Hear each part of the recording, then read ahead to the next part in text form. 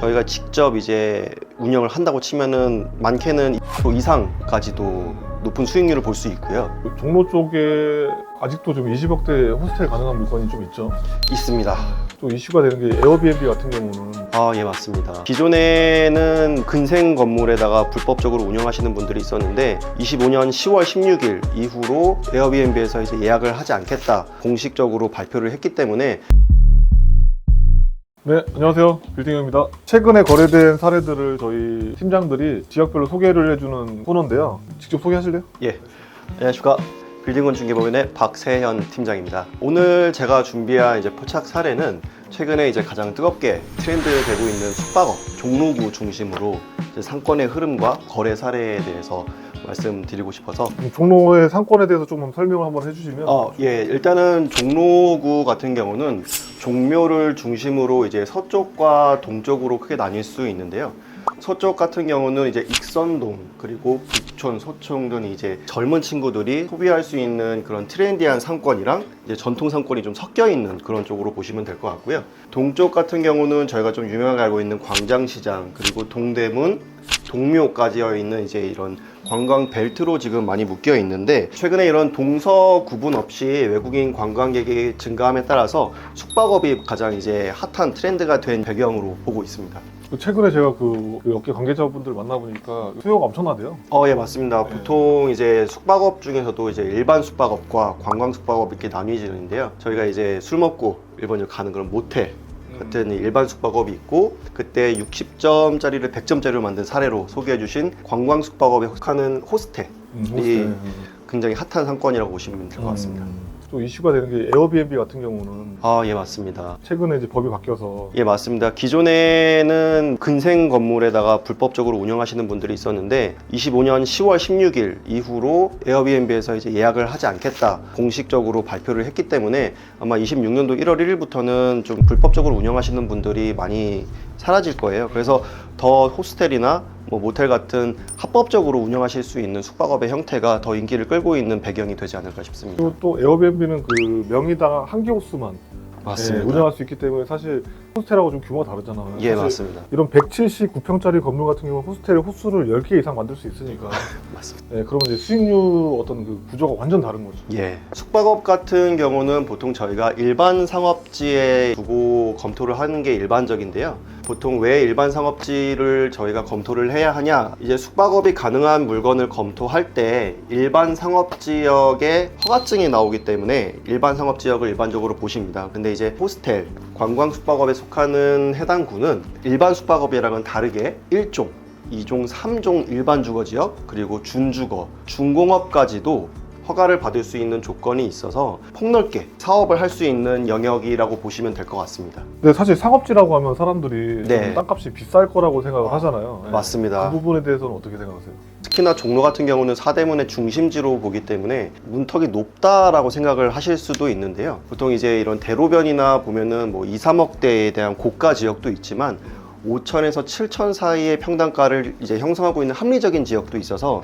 이제 예산과 전략에 따라서 좀 다양한 선택지를 보고 쓰시면 될 것 같습니다. 그러니까 종로 중구 쪽은 사실 도로 여건이 안 좋아도 상업지역인 지역이 되게 많잖아요. 맞습니다. 그런 지역을 좀 약간 그 타켓을 잡으면 평당가가 의외로 좀 싸게 살 수 있는 그런 게 좀 있죠. 예, 그래서 저희가 이제 거래 사례를 통해서 어떠한 물건들이 좀 이제 저희가 매입할 때 좋은 전략으로 쓸 수 있는지 보여드릴 텐데요. 첫 번째 사례입니다. 25년도 9월에 계약이 된 사례고요.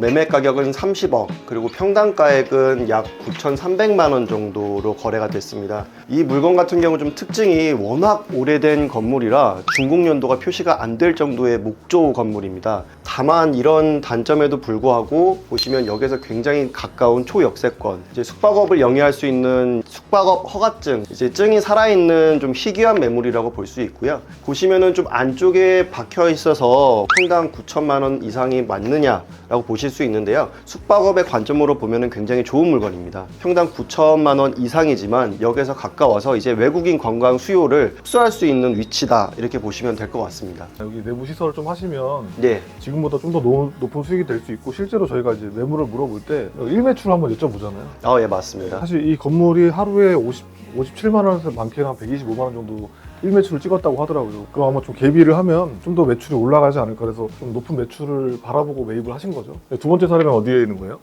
두 번째 사례는 사실 행정구역상 중구에 위치하긴 하지만 동대문 역사문화공원역 바로 앞에 있는 역세권의 숙박시설이 매매되어서 가져와 봤습니다. 사실 이 물건이 재밌는 게 해당 지역에서 거의 신고가 1억 2천대를 찍었습니다. 그래서 이 물건 같은 경우는 특이하게 이제 생활형 숙박시설로 되어 있음에도 사실 대출이 좀 쉽지 않았을 텐데 최고가를 찍고 매입한 사례로 보여져서 이게 역세권이라면은 1억 내외로 호가를 하더라도 거래가 되고 있구나, 그렇게 지금 흘러가고 있구나라고 할 수 있는 좋은 사례라고 볼 수 있습니다. 여기도 마찬가지로 일반 상업 지역이죠? 예, 맞습니다. 그래도 임차인이 있었던 것 같은데. 예, 임차인을 인수하는 조건으로 매입을 하셨는데 사실 수익률이 그렇게 좋지 않음에도 추후에 본인께서 뭐 명도를 하셔서 직접 운영하실 목적으로 매입하시지 않았을까. 그게 아니고서 이 수익률로 사실 감당이 안 되기 때문에 예, 이 동네에서 생각보다 높은 가격에 거래된 그런 물건 정도라고 보시면 될 것 같아요. 예, 맞습니다. 그럼 세 번째 사례죠? 예, 세 번째 사례입니다. 저희가 아까 전에 이제 종로구에 대한 거래 사례 그리고 시세를 말씀드릴 때 5천에서 7천 사이의 합리적인 금액을 볼 수 있는 지역이 있다고 말씀을 드렸는데요. 본 물건 같은 경우가 그런 경우입니다. 25년도 8월에 매각이 된 사례인데요. 보시면 평당 5천인데 종로구에 위치한 이제 물건이었고요. 사실 전체 근린생활시설로 되어 있는 저희가 흔히 말하는 올근생 건물이었는데 21억 7천만 원이라는 좀 가벼운 금액대에 더불어서 호스텔로 운영하기 위해서 매입한 사례로 보여집니다. 교육환경보호구역에 포함이 되어 있다면 심의도 통과해야 되는 좀 까다로운 절차가 필요합니다. 그러니까 이게 뭐냐면 일반 상업지역에서 다 되는 게 아니라 각자 허가 받아야 될 요건이 있고 건물 간의 이격거리도 있고 주변에 학교에 가까워서 뭐 정화구역에 포함되어 있으면 뭐 그런 심의를 받아야 되는 문제도 있죠. 예, 맞습니다. 근데 해당 물건은 이제 매입하신 지 얼마 안 되셔서 그 심의가 통과되었다는 통과서를 저희가 받아보았었거든요. 그래서 이분은 호스텔로 직접 운영하실 목적으로 매입하신 게 맞구나라고 이제 유추할 수 있었는데요. 보시면은 평당 5천대에 이렇게 거래가 되는 좀 합리적인 지역도 있다 보니까 호스텔로 만약에 좀 운영하실 목적이 있으시다면 영업 허가증이 없으면 저희가 만들어내면 됩니다. 매입하셔서 허가증을 득하시고 운영하시면 돼서. 보통 이제 그 허가가 난 상태면 약간 프리미엄이 붙을 수 있기 때문에 네, 맞습니다. 그러니까 저희가 허가 가능한 상태를 좀 미리 검토한 다음에 보시면 좋죠. 예, 추후에 본인이 이제 허가증을 받고 나서 또 프리미엄을 붙여서 매각하시는 경우도 있다 보니까 맞아요. 예, 여러 가지 방면으로 움직이시기에 좋은 물건입니다. 그만큼 이제 소액대 숙박업이 좀 귀하다 보니까 그런 약간 프리미엄 얘기를 했는데 종로 쪽에 아직도 좀 20억대 호스텔 가능한 물건이 좀 있죠. 있습니다. 그래서 저희가 여기서 이제 매물 광고를 못 하니까 혹시라도 그런 이제 20억대 호스텔 물건이 궁금하시면 박세현 팀장한테 연락을 주시면 제가 전화번호 감사합니다. 실제로 그 호스텔을 하고 싶어 하시는 분들, 숙박업을 좀 하고 싶어 하시는 분들이 되게 많은데 그 이유가 사실은 이 현금으로. 맞습니다. 그 일반적인 건물, 상가건물 임대 놓는 것보다 훨씬 더 높은 수익률을 얻을 수 있고 레버리지를 최대로 활용하더라도 이자를 감당하고 충분한 현금 흐름을 가져갈 수 있다는 게 장점인 것 같아요. 보통 호스텔 같은 경우는 일반 상가 건물이 한 3% 중반, 4%대까지 나오면 괜찮은 건물이잖아요. 근데 호스텔 같은 경우는 같은 금액대 수익률이 몇 프로 정도 보면 될까요? 보통 이게 운영하시는 형태에 따라서 좀 다를 수 있는데요. 저희가 직접 이제 운영을 한다고 치면은 많게는 20% 이상까지도 높은 수익률을 볼 수 있고요. 보수적으로 봤을 때 10% 이상은 볼 수 있잖아요. 다만 이제 저희가 운영을 해야 되는 그런 게 있는데 생각보다 그게 어렵지 않다는 거. 요즘 인력값이 꽤 많이 올랐잖아요. 네. 그래서 그걸 또 조금 이제 저렴하게 활용할 수 있는 방법도 많다 보니까. 그리고 플랫폼 잘 활용하시고 뭐 이렇게 청소하시는 거 좀 체크하시고 시설 관리만 좀 하시면 돼서 사실 감내할 만한 수익률이 나오기 때문에 관심 있게 보셔도 돼요. 또 앞으로 저희 숙박업이 전망이 어떻게 될 것 같으세요? 코로나 이후에 좀 많이 회복되었기 때문에 계속 상승세가 지금 이어지고 있고요. 그런 천재지변 같은 이슈가 없다면은 저는 지속적으로 상승할 것 같습니다. 네, 그리고 꼭 아셔야 되는 거는 숙박업이든 뭐든 간에 변동성에 좀 자유로우려면 중심지 위주로 투자하시는 게 좋아요. 그래서 저희가 맞습니다. 서울의 중심지인 종로, 중구 쪽을 좀 이렇게 타겟해서 말씀드리는 이유가 네. 어쨌든 서울이잖아요. 네, 그렇게 보시면 될 것 같아요. 오늘 준비한 시간 여기까지 하겠습니다. 감사합니다. 감사합니다.